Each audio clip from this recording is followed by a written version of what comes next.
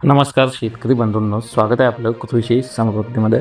आणि मित्रांनो, आपल्या राज्यभरातील नियमित कर्जदार शेतकरी बांधवांसाठी ज्या वेळेस कर्जमाफी झाली आहे, तर त्यावेळेस आपल्या नियमित कर्जदार शेतकऱ्यांवर मात्र अन्याय झालेला आहे. ज्यावेळी 2017ला कर्जमाफी झाली होती, छत्रपती शिवाजी महाराज शेतकरी सन्मान कर्जमाफी योजना, त्यावेळीसुद्धा जे आपल्या थकबाकीदार शेतकरी होते, तर त्यांना 1.5 लाखापर्यंतच्या कर्जमाफीचा लाभ जो आहे तो देण्यात आला आहे. आणि जे नियमित कर्जदार शेतकरी होते, ज्यांनी प्रामाणिकपणे आपल्या कर्जाची परतफेड केली होती, वेळप्रसंगी आपल्या घरातील दागदागिने, पत्नीचं मंगळसूत्रसुद्धा गहाण ठेवून ज्यांनी नियमितपणे परतफेड केली होती, अशा शेतकऱ्यांना फक्त ₹25,000 प्रोत्साहन अनुदान जे आहे तर ते देण्यात आलं होतं. त्यानंतर पुन्हा 2019मध्ये सुद्धा जे आहे तर ते आपल्या मुख्यमंत्री उद्धव ठाकरे यांच्या काळामध्ये जे आहे ती कर्जमाफी करण्यात आली होती. आणि त्यावेळीसुद्धा आपल्या थकबाकीदार शेतकऱ्यांना 1.5 लाखावरून 2 लाखापर्यंतचा लाभ देण्यात आला. आणि परंतु आपले जे काही नियमित कर्जदार शेतकरी होते, त्यांना मात्र 25,000 पासून फक्त ₹50,000 लाभ देण्यात आला आहे. आणि त्यातही काही शेतकरी जे आहेत ते अजूनसुद्धा वंचित आहेत. आणि अशाच आता आपल्या राज्यामध्ये तिसरी कर्जमाफी योजना होत आहे, आणि ती म्हणजे की पुण्यश्लोक अहिल्यादेवी होळकर शेतकरी कर्जमाफी योजना. आणि मित्रांनो, या योजनेसाठी जे आहे तर ते एक शेतकऱ्यांच्या कर्जमाफीसाठी समितीसुद्धा स्थापन करण्यात आली होती. आणि या समितीचा जो काही अहवाल आहे तर तो समितीचा अहवाल जो आहे तो राज्य सरकारला प्राप्त झाला आहे. आणि या संदर्भात सुद्धा आता बऱ्याचशा बातम्या, बऱ्याचशा चर्चा येत आहेत. आणि यात एक अतिशय महत्त्वाची अपडेट सध्या समोर आली आहे, की जी आपली 2019ची कर्जमाफी होती, 2017ची कर्जमाफी होती, त्याच्या ज्या काही अटी, शर्ती, निकष होत्या, त्याचप्रमाणे ही सुद्धा कर्जमाफी राहणार आहे. म्हणजेच की जे काही आपले नियमित कर्जदार शेतकरी आहेत, त्यांना फक्त प्रामाणिकपणे कर्जाची परतफेड करून चकरा खाऊन फक्त आणि फक्त ₹50,000 लाभ देण्यात येणार आहे. परंतु ज्या शेतकऱ्यांचे थकबाकीदार आहे, ज्यांचा कर्ज थकला आहे, त्यांना मात्र ₹2,00,000 लाभ जो आहे तो देण्यात येणार आहे. आणि अशातच आता एक अतिशय महत्त्वाची अपडेट जी आहे ती समोर आली आहे. आणि विशेष म्हणजे खास करून आपल्या शेतकऱ्यांसाठी एक अतिशय महत्त्वाची मागणी आता किसान सभेच्या वतीने doctor Ashok Dhawale, doctor JP Gavit, doctor Ajit Navale, Umesh Deshmukh यांनी केला आहे.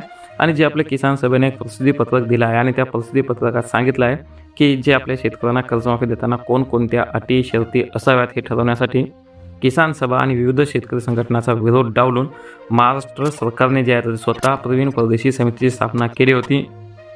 आणि या समितीने ज्या काही शिफारसी लागू केलेल्या आहेत, ज्या अटी, शर्ती लागू केल्या आहेत, तर त्या लागू केल्या तर जनतेत मोठा असंतोष भडकू शकतो. कारण की मित्रांनो, जसं की आपण अगोदर पाहिलं आहे त्याप्रमाणे हा अहवाल जो आहे तो शिफारसी बाजूला ठेवून जे 2017 आणि 2019 या वर्षात कर्जमाफी. मित्रांनो, सध्या गरमीचा पारा खूप चढला आहे, आणि अशातच आपल्याला जर 5 ते 10,000 रुपयापर्यंतचे टॉप 30 कूलर घ्यायचे असतील तर त्यांची लिंक आपण व्हिडिओच्या माध्यमातून दिलेली आहे, तर तुम्ही नक्कीच एकदा चेकआउट करू शकता. माफी करण्यात आली होती, तर या वर्षामध्ये करण्यात आलेल्या कर्जमाफीचे निकष यावेळच्या कर्जमाफीला सुद्धा लागू करण्याच्या बातम्या ज्या आहेत त्या प्रसारित होत आहेत, आणि झाल्यासुद्धा आहेत, आपण अगोदर पाहिल्यासुद्धा आहेत. तर मागील जर कर्जमाफीचे निकष पुन्हा वापरायचे होते तरी समिती स्थापन करून आपल्या शेतकरी बांधवाचा वेळ का वाया घातला, असा सवाल या पार्श्वभूमीवर आपल्या शेतकऱ्यांच्या माध्यमातून, किसान संघटनेच्या माध्यमातून आणि इतर शेतकरी संघटनांच्या माध्यमातून होत आहे. आणि शेतकऱ्याला वारंवार कर्जबाजारी व्हावं लागू नये यासाठी ही समिती अभ्यास करेल, असं मुख्यमंत्री देवेंद्र फडणवीस यांनी वारंवार सांगितलं होतं. तर नेमकं प्रवीण परदेशी समितीने अनुषंगाने कोणकोणत्या शिफारसी केल्या आहेत, त्या कोणत्या आधारावर केल्या आहेत, यावर व्यापक चर्चा होण्याची आवश्यकता आहे. आणि यावेळी आपल्या या जो नियमित कर्जदार शेतकऱ्यांवर दरवेळी हा अन्याय होत आहे, तर यावेळी हा अन्याय दूर होऊन आपल्या नियमित कर्जदार शेतकरी बांधवांना सुद्धा थकीत शेतकऱ्यांइतकाच नियमित कर्जदार शेतकऱ्यांना लाभ देण्याची आवश्यकता आहे, असं या पत्रकामध्ये नमूद केलं आहे.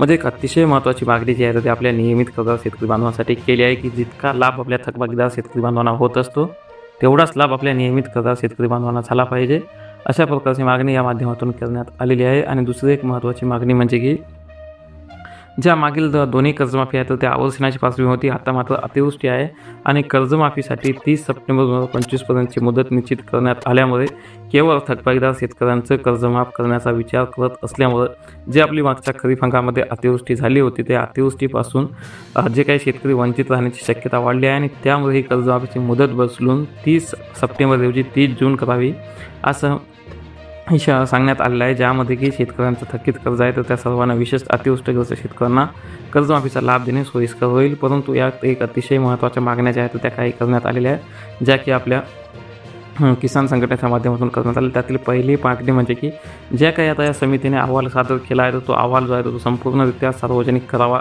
आणि या अहवालावर, शिफारसींवर संपूर्ण जे विरोधी पक्ष आहेत, जे शेतकरी संघटना आहेत, किसान संघटना आहेत, यांच्यावर संपूर्ण व्यापक चर्चा करून आणावी. त्यासोबत जे काही जुने निकष आहेत ते आता लागू करू नयेत, आणि जे आपली महत्त्वाची मागणी म्हणजे की नियमित कर्जदार शेतकरी आहेत तर त्यांनासुद्धा थकीत कर्जदार शेतकऱ्यांप्रमाणेच कर्जमाफीचा लाभ द्यावा आणि नव्या कर्जमाफीत पॉली हाऊस, शेडनेट, पालन आदी कर्जांचा समावेश करावा आणि कर्जमाफीची मुदत 30 सप्टेंबरवरून 30 जूनपर्यंत वाढवावी आणि अतिवृष्टीग्रस्त शेतकऱ्यांनासुद्धा कर्जमाफीचा लाभ द्यावा अशा प्रकारची मागणी करण्यात आलेली आहे. परंतु यातील एक सर्वात मोठी महत्त्वाची मागणी म्हणजे की नियमित कर्जदार शेतकऱ्यांनासुद्धा थकीत कर्जदाराप्रमाणेच कर्जमाफी जी आहे ती देण्यात यावी अशा प्रकारची मागणी करण्यात आलेली आहे. तर आपल्या जास्तीत जास्त नियमित कर्जदार शेतकरी बांधवांना ही मागणी नक्की शेअर करा. त्यासोबत आपल्या संपूर्ण लोकप्रतिनिधी, तालुका प्रतिनिधी, गावातील जे काही कार्यकर्ते असतील त्यांच्यापर्यंतसुद्धा हा नक्की व्हिडिओ शेअर करून आपणसुद्धा ठिकठिकाणी स्थानिक पातळीवर जे काही होईल जेवढं शक्य होईल तेवढे आपणसुद्धा निवेदने देण्याचा प्रयत्न करा, जेणेकरून आपल्या नियमित कर्जदार शेतकरी बांधवांना जो अन्याय आहे तो अन्याय दूर झाला पाहिजे. यासाठी नक्की हा व्हिडिओ शेअर करा. धन्यवाद.